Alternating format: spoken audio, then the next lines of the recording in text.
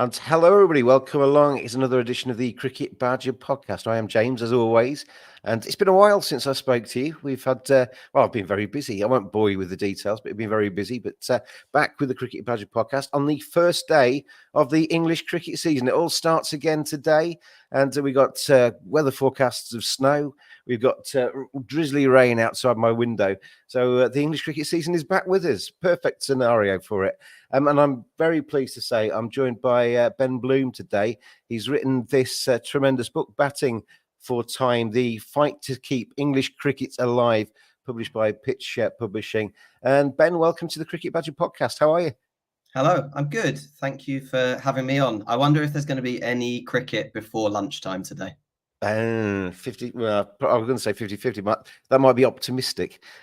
But county cricket is something that is in this a lot, and basically something that the Cricket Badger podcast has talked about a lot. The threat of global franchise cricket, the growth of the women's game, the relevance these days of county cricket in the greater scheme of things. How important are small teams like Leicestershire and Northants? All of that kind of stuff you cover in here very fully with interviews with various people. And it's a pretty, as I was talking to you just before we press record, I've written a couple of books as well. I know how much effort it takes to stick something like that together. That's not something you take lightly. There's a lot of time gone into that. Yeah, there was. So I lost my job. I was made redundant from the Telegraph, where I'd been for just over a decade. I lost my job at the start of 2023. So I suddenly had quite a lot of time on my hands. And I thought, well, this is the opportunity to do something that I've always aspired to do, which was write a book. And then the question is, well, what am I interested in? What are passions of mine? Cricket is a passion of mine. Domestic cricket is a passion of mine. Yeah. It doesn't get the coverage that it deserves. Certainly not the coverage that it used to 10, 20, 30 years ago. And it really seemed ripe for an in-depth look at the game because it is changing at such a rapid pace.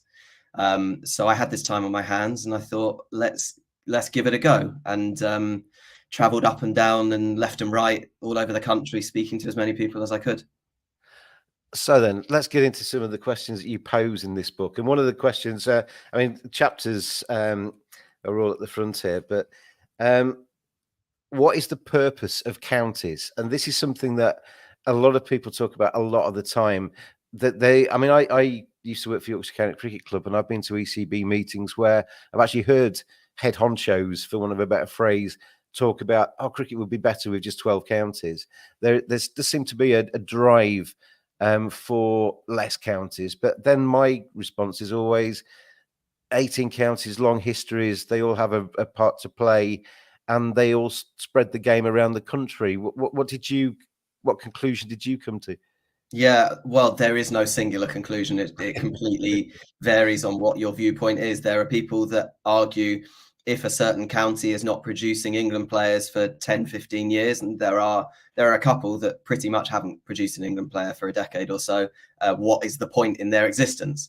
That's one very strong or very firmly felt argument. I'm not sure it's adequate or respected by many people that love the game, but that is one argument. At the completely opposite end of the spectrum, there are people that argue that the competitive element is almost meaningless, really, because these clubs are community assets. They're community owned. 15 of the 18 of them are member owned. They're community focused. It's all about bringing people together and serving the local community. And like you said, spreading cricket to all these 18 different parts of the county. So those are the two extremes. One is produce for England or else there's no point in you existing. And the other is, well, no, we're here for the community, and the competitive side of it is almost secondary. And then there's various other viewpoints in that spectrum. That was always the conclusion I came to, that you're there to, as a county, you're there to produce highest quality players you can possibly get to. And if they want to play international cricket, that's great. But you're also there in your own right, aren't you, to win county tournaments, to provide joy for the local population. Yeah. Well, there's also, I spoke to various, so in the book, I speak to various senior figures, ECB figures, county chairs, chief execs, directors of cricket, that type of thing. But I made sure that I spoke to lots of members as well.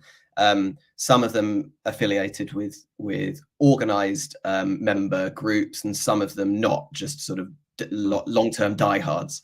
And some of those members said that they know that their county, if they were members of a small county, they know they're not going to win anything, but it didn't matter.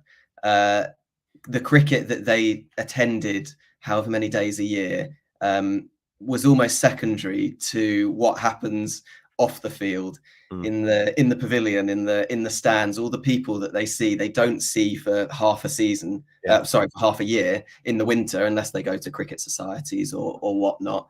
And then they recongregate every summer, and that joy and that sense of purpose that they feel. And I think it was someone at Leicestershire who said, we're not really going to win anything. We did 20 years ago, but nowadays it's unlikely. I know they won the one. They subsequently won the One Day Cup, which I spoke to before the One Day Cup. The One Day Cup is such a strange thing now, because in a way it's the ultimate leveler, because it means Leicestershire can win it, which is great. But it is a developmental competition, so it doesn't quite have the kudos of the others. You mentioned about producing England players, and you've got a table on page 50. When you buy the book, it's on page 50. Surrey produced 11 players for England, or Surrey kind of bred players, I guess. Produced 11 players for England.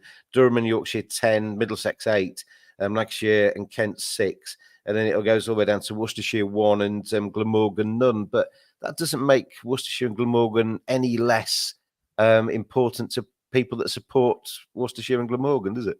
No, certainly not. And in Glamorgan's case, it's the only county in Wales, so it serves an even more important part of the county ecosystem.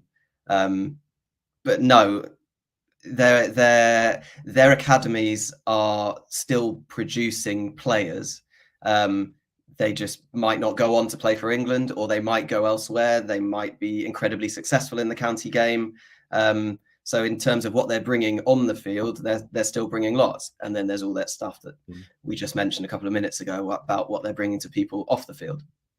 That you talking about people meeting up with people they've not seen all winter. The phrase "Have you wintered well?" will be spoken a lot, I think, around the counties as people recongregate today for the county season. Let's move on to the 100. As you know, I set up Oppose the 100 6 years ago, was it? And when it was initially being talked about, and I set that up, Ben, not because I'm a nasty person that's just negative about any change. I think cricket needs to change. I think the county system and English cricket needs to change to survive. But I always felt the 100 was an unnecessary add-on, another format in a summer, bred purely by the need for money, not necessarily because it was good for the landscape. But the main thing was that if you produce something that's going to sit on top of the game in the summer domestically, everything else by virtue goes down a notch. And therefore the counties, particularly the counties without a 100 team present in their area, were going to be devalued. That was my perspective. Did you, when you were talking to people, is that something you felt, or was that something that you felt was maybe an argument that wasn't relevant? No, I think that's definitely true. I think the ECB would admit that, but the ECB would come at it from a standpoint of franchise cricket is so big now globally that they would argue that they have to try and create a competitor to these franchise tournaments globally: South Africa, India, Pakistan, various in the Middle East. And if they didn't, then English cricket would suffer. Now, obviously, there is a viewpoint that you've just put forward that England wouldn't be suffering because we still have this county ecosystem, but they would be arguing that the franchise game is now so big that it's challenging, sadly, for traditionalists like me and you, it's challenging the international game for superiority.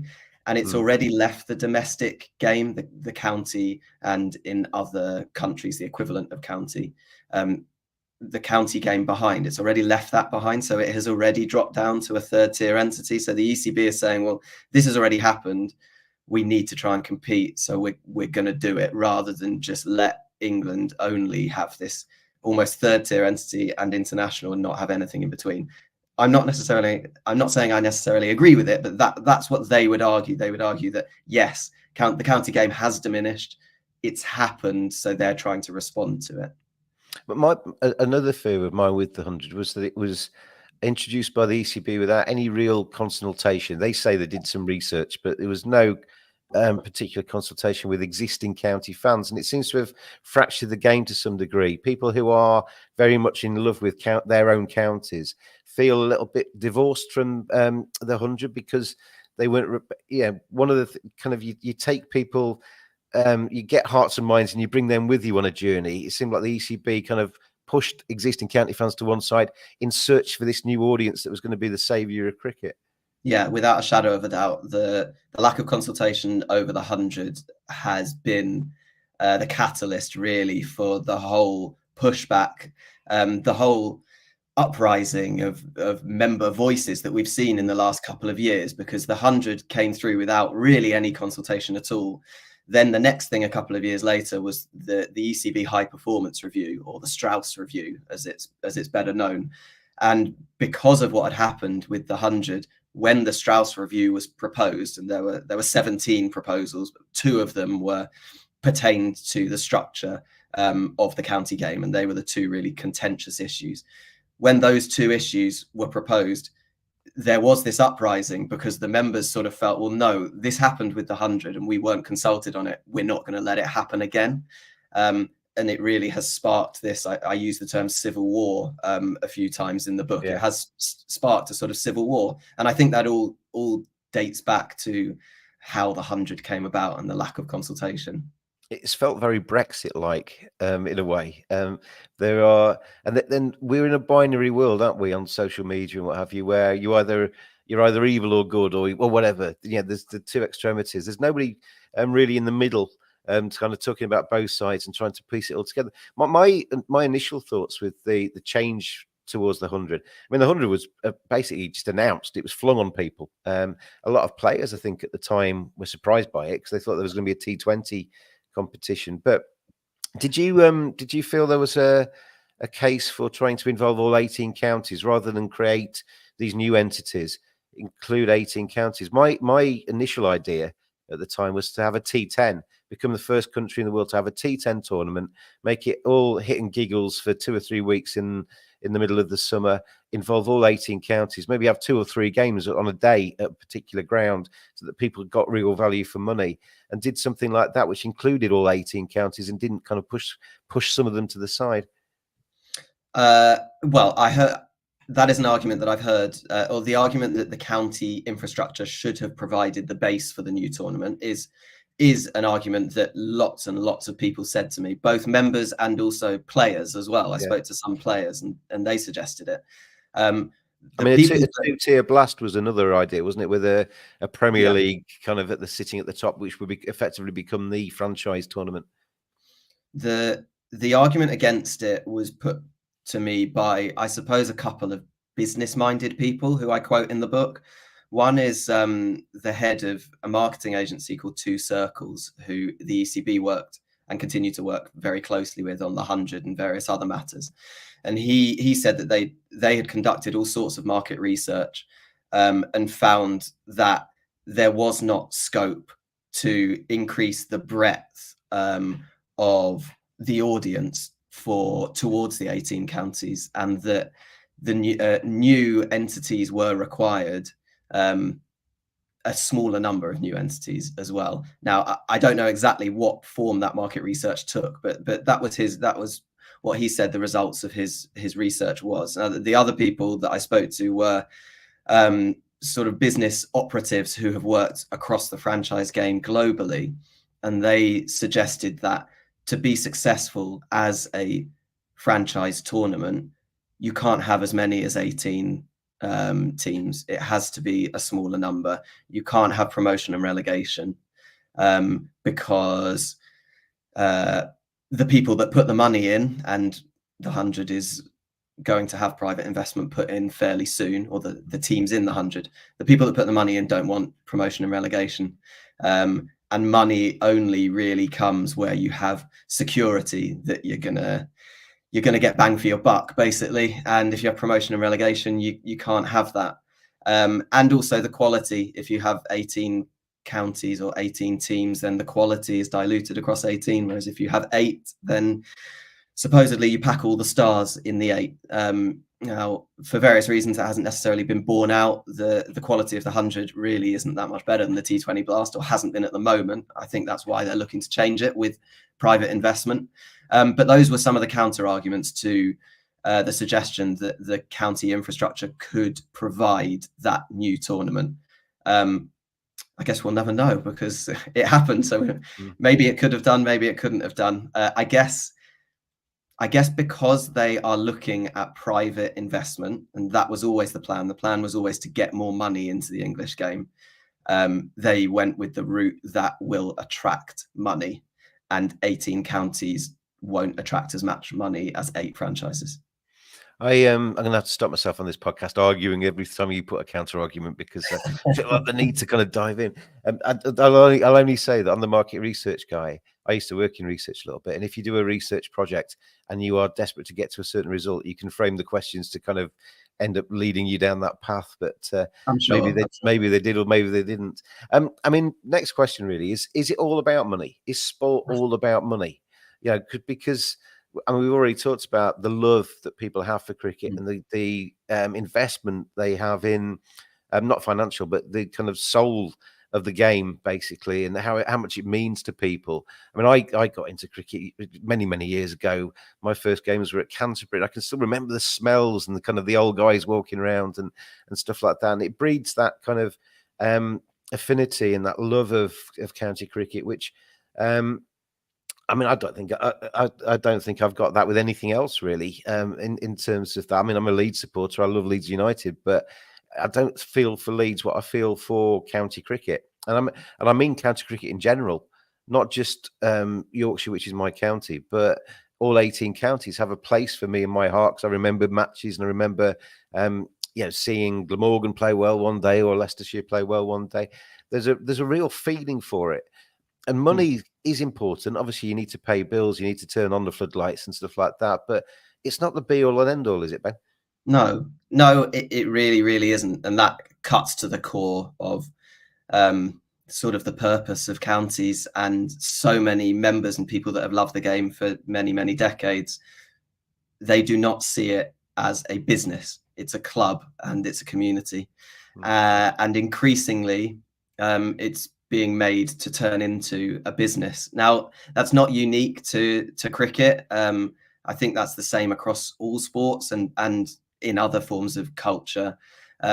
The way that people consume sport and other forms of media and culture is different in 2024 than it was 20 years ago, 40 years ago, 60 years ago. And the financial pressures are greater because of it. And that to survive, I think a lot of clubs have realized that they have to be more hard-nosed and more business-like. And it is anathema to what a lot of members feel they get from their counties. And I completely agree. You mentioned football. I live in North London. I'm a Spurs fan, and I have been my whole life. But for the last half dozen years, I became a season ticket holder at my local non-league club, Haringey Borough, and they're in the 7th tier, so the 3rd tier below League Two. And my affinity towards them has probably now, in that short period of time, outstripped my affinity to Spurs, because they're relatable, and the sense of community is so much greater than these multimillionaires that I have to pay 60 quid to go to this enormous stadium to go and watch. Whereas I get to go to 500 people go and watch Haringey Borough every week, and I stand on the sidelines and I say hi to the players, and they say hi to me, and they come and shake all of the supporters' hands after the game. And that cuts to the core of what we love about sport. It means more than just money. I mean, one of the arguments I've seen, and I have a little bit of sympathy with this, a little bit, that 1,000 members at Leicestershire should not dictate what happens to the entire English game. And memberships actually at counties are quite small in comparison to crowds at football matches and what have you. I mean, I always try and avoid comparing football with cricket because cricket football's on a different level financially. But should only a handful of members at a particular county club have as much influence as they do? I think it's very difficult. I probably would say no, and I realise that county members would be appalled at that. A lot of county members would be appalled at that. I think the argument against it is that through my research, I found that there were 69,000 full adult county members in 2022. Now, if you think about the number of those that are active enough to go to the AGMs and go to the member forums and actually take part in all of the votes, it's probably, I don't know, it's a ballpark figure, but 10,000 or 15,000 or something like that. So it's a very small number of people to determine the future of the game. And it's less than the crowd you get at one day of a full house of a test match, isn't it? Yes, yeah, it is. And those people tend to share a viewpoint, really. They tend to be of a specific background, a specific age and sex. And they share a viewpoint, which is very much coming at it from a traditional county base, which is absolutely fine. That's an incredibly valid argument. I mean, I don't want to be rude to those people either. But I watched the recent EGM at Yorkshire, and the camera was at the back of the room, and all you could see was the back of lots of grey heads. Yeah, and mostly male. Yeah. So that's exactly it, and that viewpoint is no less valid than any other viewpoint. It's very important not to be, ageist or discriminating against people. Certainly, people that have ploughed so much love and energy and money into the sport, more than almost anyone else. So they fully deserve as much say, if not more say, than everyone else. But there is the T20 blast and there is the 100 nowadays, whether you like it or not. It is here, and there are people that just watch international cricket, and so there are all sorts of people that consume cricket in England in all sorts of different ways. And I guess I feel like everyone should have a say in it, all the different parties. Now, admittedly, I have no idea how that would work. And that's one of the arguments that Alan Hyam, he came up with I think they're called the County Cricket Members Group. He formed them off the back of the Strauss Review to really sort of create a formal community for this member uprising. And his argument to me was that he's happy to listen to other ways of going about this this structure of how to decide the future of the English game, but currently no one's come up with a better one. And he firmly does not believe that private entities is better than that small cohort of members having the say. Now, I think that's probably true, because these members have the best interests of cricket at heart rather than making a profit at heart. I would argue that some sort of way of getting all sorts of viewpoints in and having a say would be best, but I've got no idea how that would actually work. Yeah, a lot of people have a lot of opinions, but not many people have that many solutions, I think. It's fair to say. I'm going to take a short break on the Cricket Badger podcast. I'm going to say thank you to our sponsors, manscaped.com. We'll be back with Ben in just a second.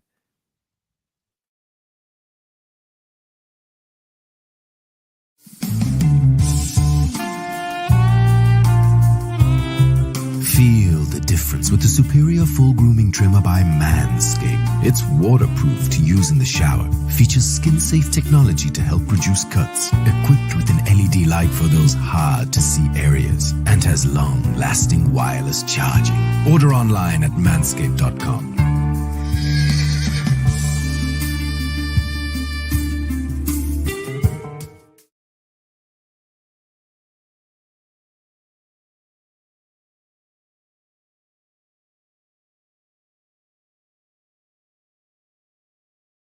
And welcome back. It's Ben Bloom, who's the guest on the Cricket Badger podcast today, author of this very good book, Batting for Time, which is available from Pitch Publishing, and probably all good booksellers, Ben, I guess. I hope so. I don't really understand the process of how bookshops actually come about books to sell, but hopefully. It's a very good book anyway. And we're talking about some of the themes that are raised in it, and one that's dear to my heart. Azim was on my podcast, and we played hopefully played a little bit of a part in the fight against racism. Right, I was going to say the fight for racism, the fight against racism in cricket. One of your chapters is it a game for everyone, and obviously that includes women and all sectors of marginalised communities as well. What was your thoughts on that? Yeah, I really wanted to make sure that I spoke to all different communities that enjoy the domestic game in England. So I spoke to Her Game Too, who promote women in cricket, both playing and also supporting. I spoke to LGBT groups. I spoke to podcasters. I didn't speak to you. I apologize. But I spoke to yeah, now I am. I spoke to some podcasters, podcasters devoted to the county game, because the county game is seen as being aimed at an older generation, and podcasts are sort of aimed at a younger generation, and so these younger podcasts were aiming it at a younger generation. So I wanted to speak to different ages, different ethnicities, different backgrounds, and so I spoke to the South Asian Cricket Association, who work on the playing side of things, with regards trying to provide a route back into the county game for South Asian cricketers who perhaps quite a bit of success recently as well. They've been very successful. I think they've had 8. They've now had 8 people attain county contracts, and those are 8 people who have not found a route into the game through the academy structure or through any other traditional structure, but are clearly good enough. And so the argument is that they've been discriminated against either wittingly or unwittingly, but they're good enough. And Saka are showing that. They're showing that by giving them another chance. 8 of them have proved to the counties that they are good enough to get contracts. So I spoke to them. They focus on the county side. And then I also spoke to a professor who'd done a PhD on different ethnicities with regards how they consume cricket in England. Was that Tom Fletcher? Yes, that was Tom Fletcher. Yeah, Tom's been on the podcast. He's really good on that subject, isn't he? Okay, yeah. So I spoke to him because I wanted to do both the playing side and also the spectating side. And Tom was really interesting on these invisible barriers to entry that people from the South Asian community might feel towards the county game. And I think it's something like 28 or 29% of recreational cricketers in England are South Asian.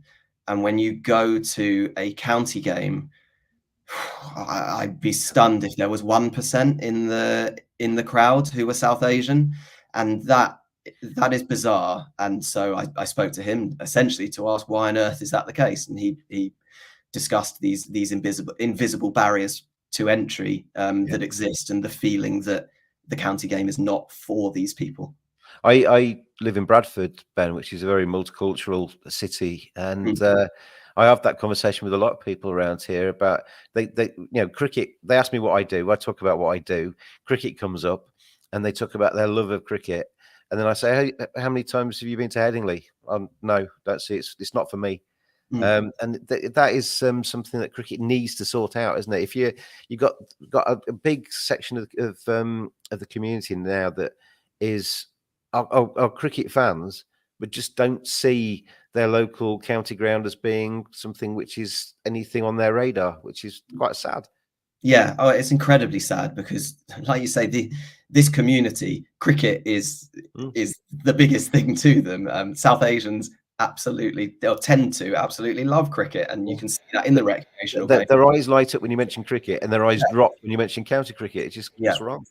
And I spoke to Tom about the installation of multi-faith rooms at all of the different grounds, and the importance of that. And he said that there are definitely counties out there who will argue that the money could have been better spent on all sorts of different things. And he said that probably is the case. It could have been spent on more tangible things, but just by providing these spaces where people from different backgrounds can go, and if they need to pray a number of times a day, they can go and they have a space there that they can pray. And that makes them feel like this ground, this stadium, is more for them. It is somewhere that they can feel more comfortable. Leicestershire, there's a chapter on Leicestershire because Leicestershire have all of these ambitious grand plans under Sean Jarvis, the CEO there.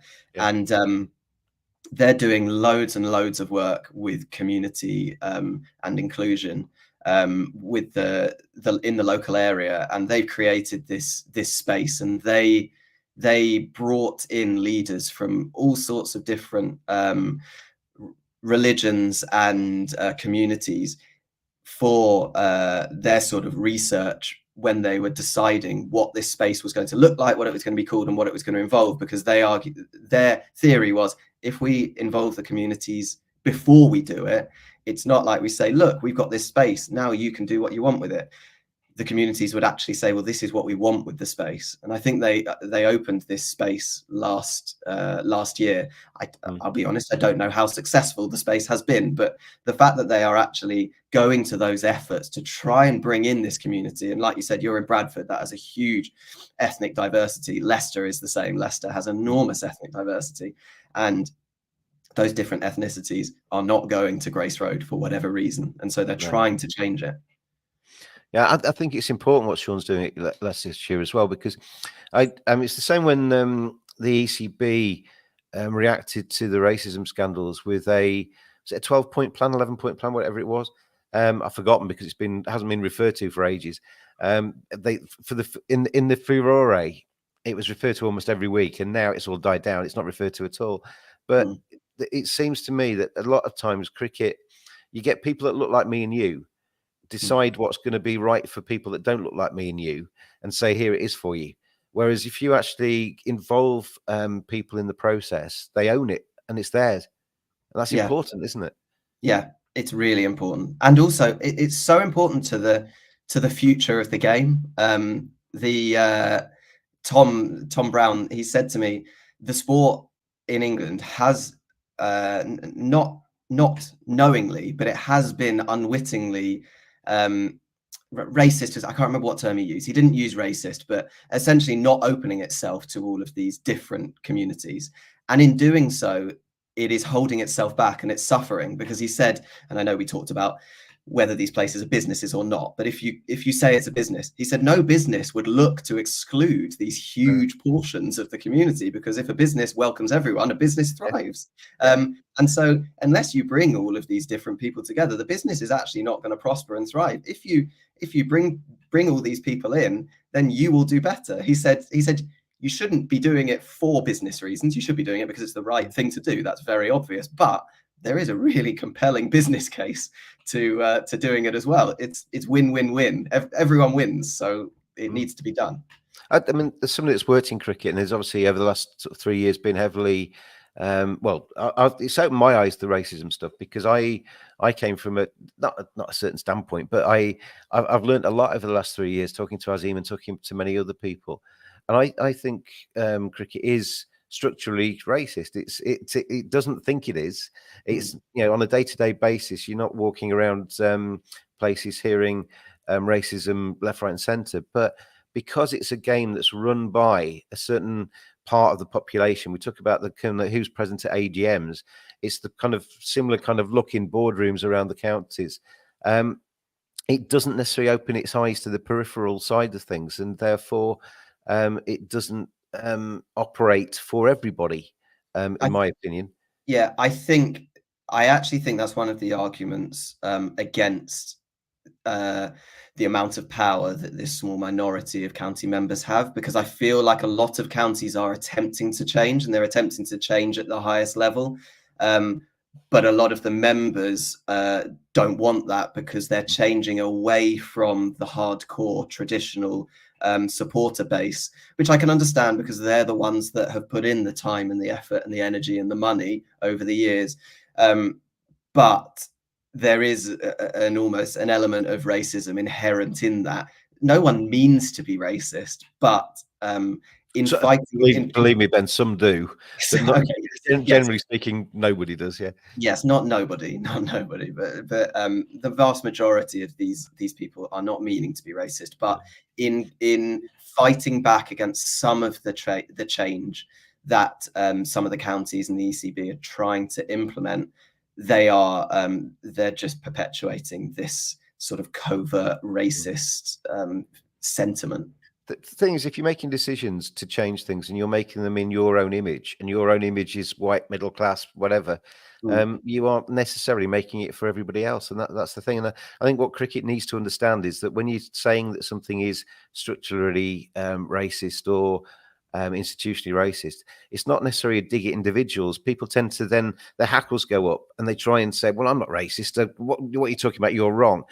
We need to have a conversation where people kind of leave that part at the door and just actually move on with the best interests of everybody at heart, rather than just people that look like themselves.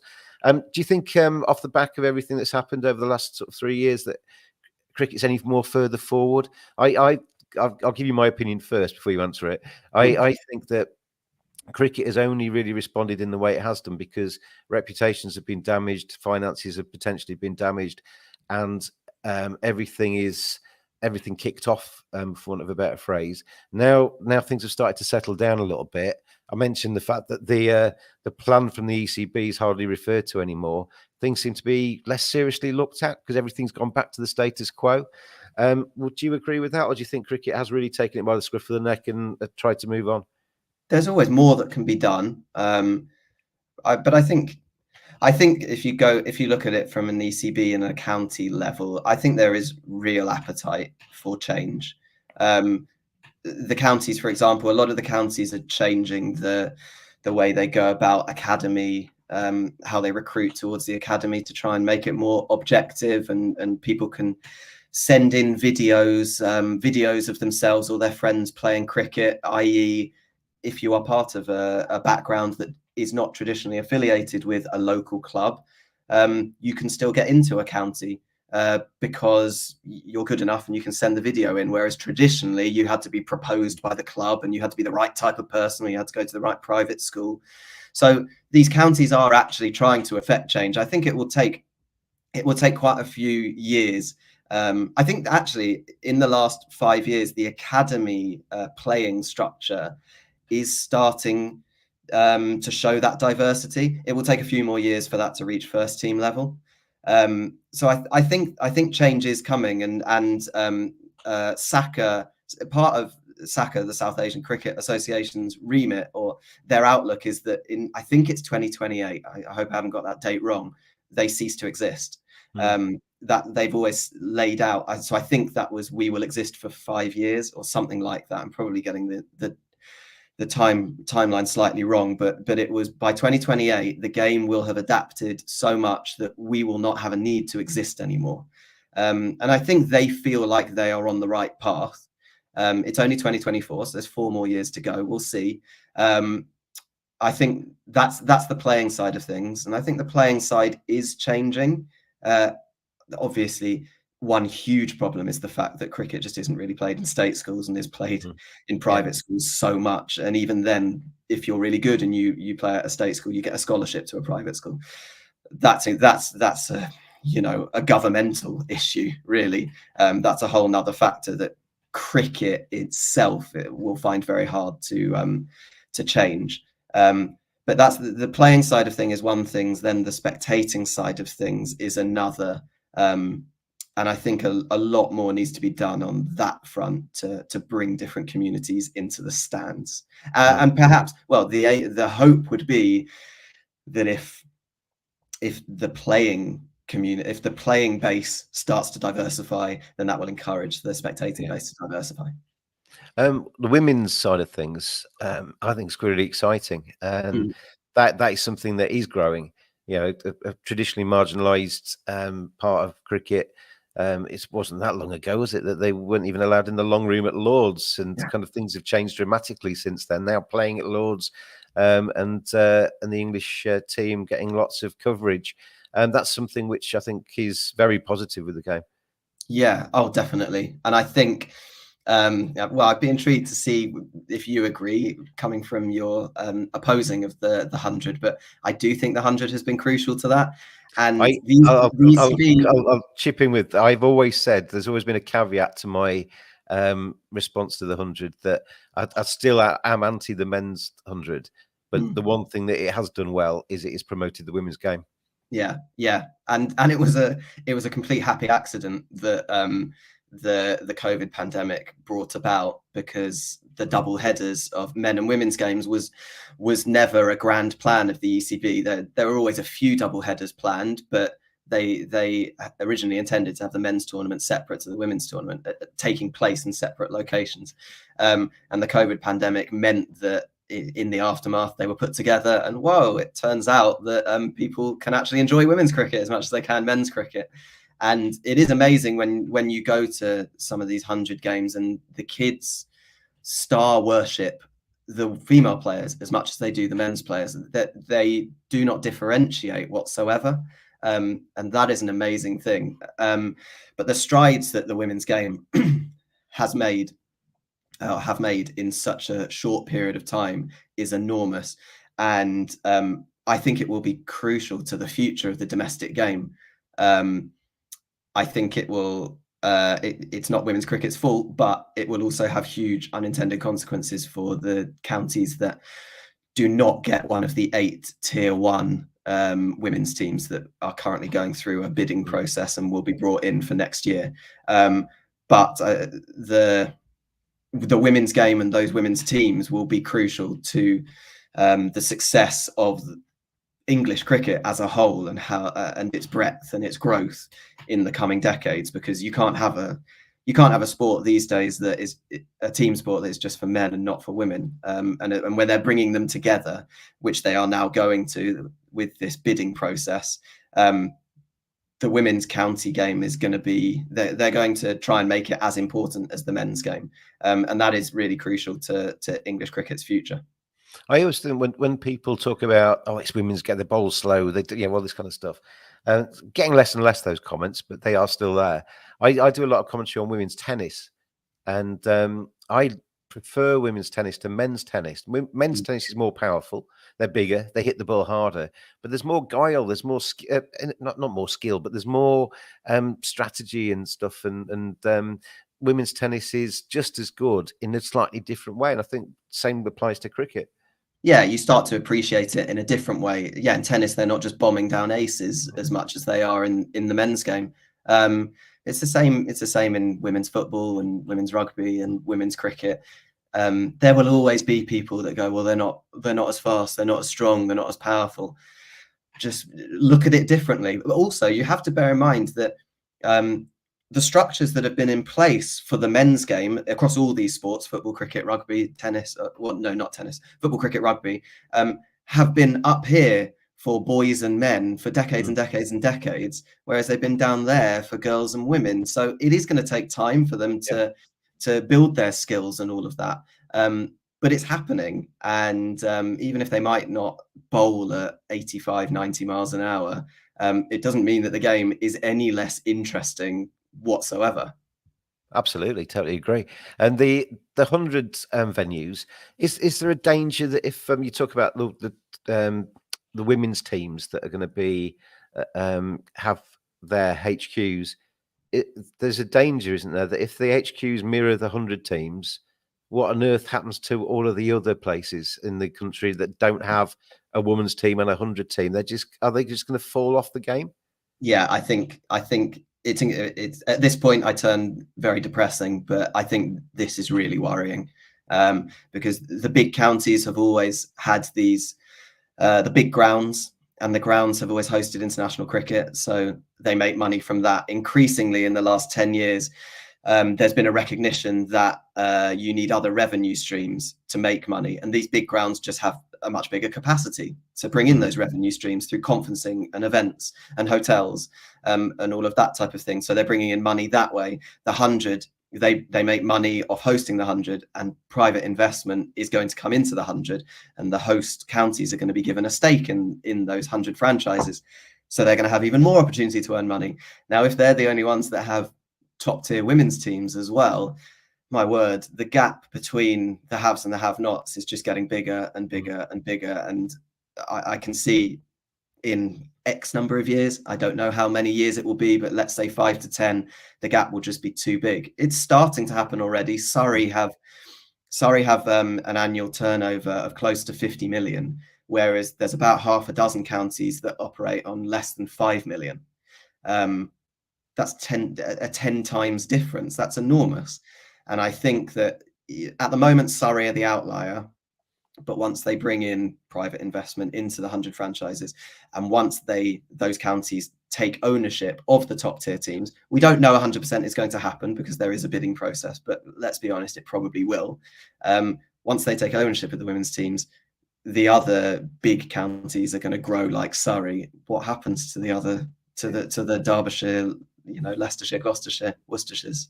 Well, the danger is that Derbyshire turns into Northampton Town and the test grounds turn into Manchester City, and you can't have. They're not going to be anywhere near on a level playing field and able to be on a par, are they? And that is a real worry for me, because I've grown up, watched decades of county cricket, and I've always said, the Northantses, the Leicestershires, the Derbyshires, the counties that people always name as potentially surplus to requirements should we reduce.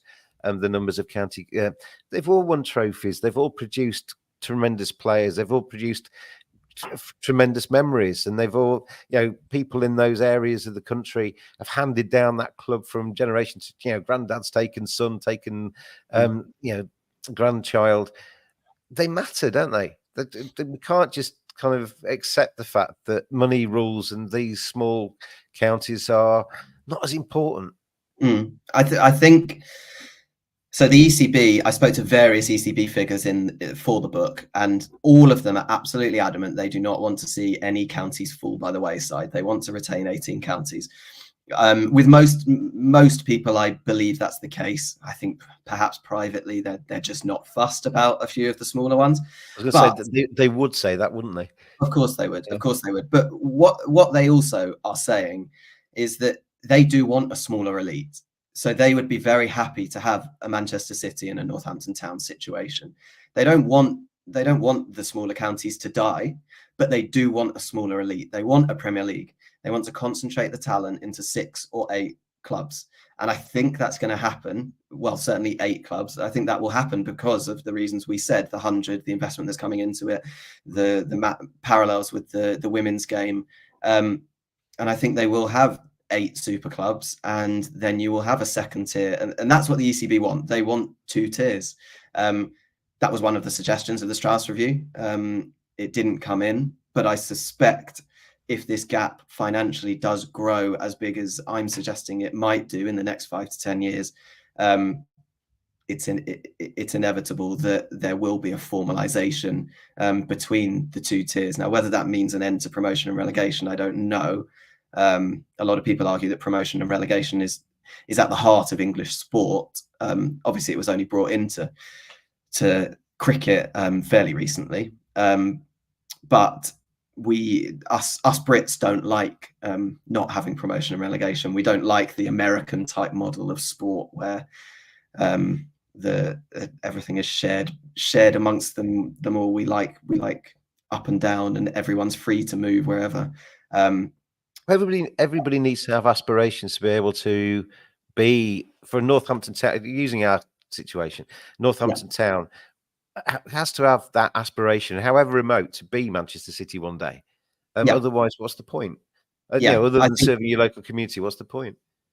Yes, that's completely true. I guess would there come a point where if you've got 8 teams operating on a budget of 100 million and 10 teams operating on a budget of 10 million or 5 million, then is there any value in having promotion and relegation? I don't know. I would always be in favour of promotion and relegation because I just like the competitive element, and like you say, the aspiration.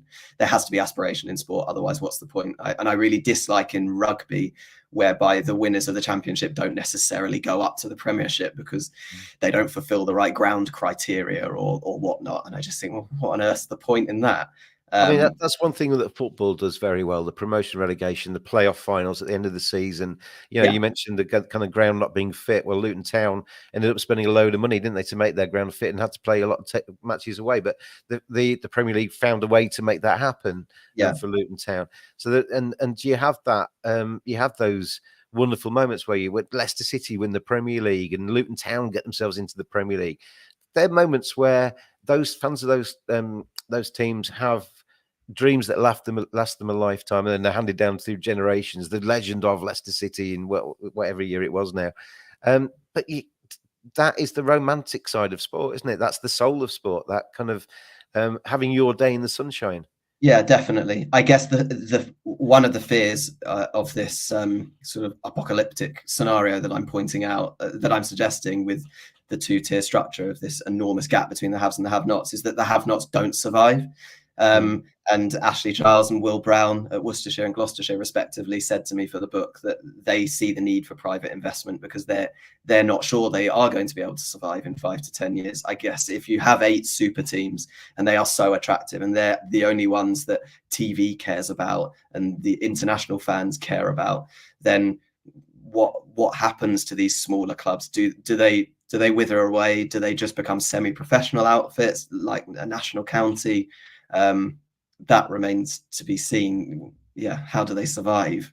I mean, we've already seen, haven't we, in the current setup, that players from Northants, Derbyshire, etc., that are any good get signed by a Surrey or a Yorkshire or whatever. And Worcestershire losing their 3 best players to Nottinghamshire in one winter. Well, Nottinghamshire are one of the best examples of it. They snap up everybody from Leicestershire, but that's already happening, isn't it, to a degree? And if you then increase the gap, people are going to jump even sooner, aren't they, to try and get the glory of the big contract and playing for the big club, and that can't be good for the game. Surely that can't be good for the game. Overall, then, I mean, you started to depress me there, but in doing your book, what was your overriding kind of thoughts on the health of cricket in England, then, to finish off our chat today? Well, I don't know if it's going to be that positive, I'm afraid. I think cricket, English cricket will continue and it will thrive. But I think there will be a smaller number of teams doing so, or a smaller number of teams deemed important enough to do so. And there will be a Premier League, and those teams will have the best players, and the quality of those tournaments will be brilliant, and they'll be on TV, and the kids will aspire to be them. I think I sort of grudgingly resigned to the fact that the smaller counties will take on a second tier developmental type status. They'll become if you want to look at it through football terms, the Championship and League One type entities, and they will continue to have academies. They will continue to produce players. English cricket will continue to be strong, and I think the England cricket team will continue to be strong, but not all counties will be equal anymore.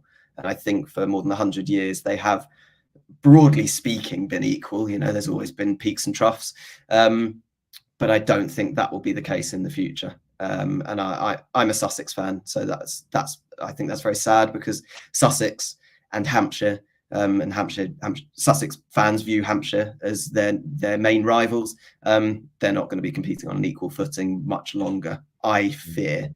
But I think the game will still be strong. It will be structured slightly differently. You just kind of brought something back into my head there, that, like, say if Durham are relegated to being a smaller, at the Northampton Town kind of area, a young Mark Wood or a young Steve Harmison growing up in that part of the world, are they going to travel all the way to Headingley to get their chance of being a player, or are they going to turn to football or whatever else is we stand more chance of losing some talent, don't we, by virtue of that? That's one of the biggest arguments for 18 counties, and Richard Gould of the ECB said that. He said one of the main reasons I don't want to lose any counties is because we have this amazing academy structure, and all 18 counties spread across the country, and they're bringing through people in their little pocket of the country. And if you lose a county, you lose that academy. Now, one counter argument to that which I talk about in the book, is that are we soon to enter a realm of franchises looking to have their own academies?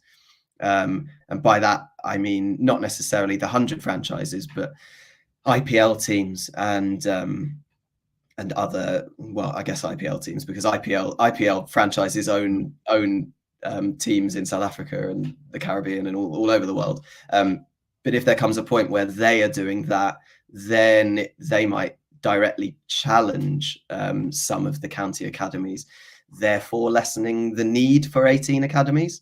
But that hasn't happened at the moment. And what Richard Gould said is we need to keep the academies as strong as possible. And for that, there needs to be 18 at the moment, because we need all of the different pockets of the country to be catered for, to find the Markwoods. And the Markwood up there, and the Overtons were down in Devon. There is no first class county in Devon, but they came through the Somerset system. And if Somerset disappeared, then they'd have further to go to. Well, I was going to say Gloucestershire, but then Gloucestershire would disappear. So who knows? Well, I mean, one of my favourite players in an England shirt, Marcus Trescothick, might not have played because he was right, down that way, wasn't he? And some of our heroes, people watching this, people listening to this later, some of our heroes may never have been caught by the cricket bug and have disappeared off to do something completely different. And that's a big fear of mine. I've got no issue, Ben, with a young player who's got stardust in his talent, of going off to the IPL, making decisions that are right for him as a human being and his future. I've got an issue with the game itself actually not having looking after the game. Individuals, fine, go off and do what you need to do to make your life good, but for the powers that be, you need to look after cricket and make sure that it's in 40 years' time. If me and Ben are sitting doing this podcast, then we've still got I was going to say still got the optimism. I don't know if we have got the optimism, but still got a game to care about. Yeah, it'd be interesting to see if we still got 18 counties. What is amazing is that in football and in rugby and in most other sports, clubs have fallen by the wayside and continue to do so all the time. None of the 18 first-class counties have died. That's amazing. Now, one of the main arguments in favour of the member-owned structure is they would say the reason that those 18 counties have survived is because of the member-owned structure, and they're not private entities. I'm sure that is probably the case. But it will be interesting to see if 18 counties do still exist in decades to come. It will, and watch this space. We'll find out. Cricket season starts today. Support your counties out there, everybody. The little ones as well. Get along to them. Give them your gate money and your membership money, and let's keep some of the smaller counties going. Ben Bloom, thank you very much indeed for being on the Cricket Badger podcast today. There is your book on screen there, Batting for Time, The Fight to Keep English Cricket Alive, from Pitch Publishing, available Amazon, all good bookshops, I imagine. So go out there and buy that. It is a really good book, and it's an important subject, and a subject that, if you care about cricket and you care about the future of cricket, a very good book to read. Ben, thank you very much indeed for joining me on the Cricket Badger podcast today. Thanks for having me. And stay tuned. Cricket season has begun. We'll be back with more Cricket Badger podcast very soon. So and we will be seeing you again. Thank you to manscaped.com for their support of the Cricket Badger podcast. And I've been James, and I will see you again very soon indeed. I'm grabbling around trying to find the picture so I can finish. Hello. Goodbye. See you soon.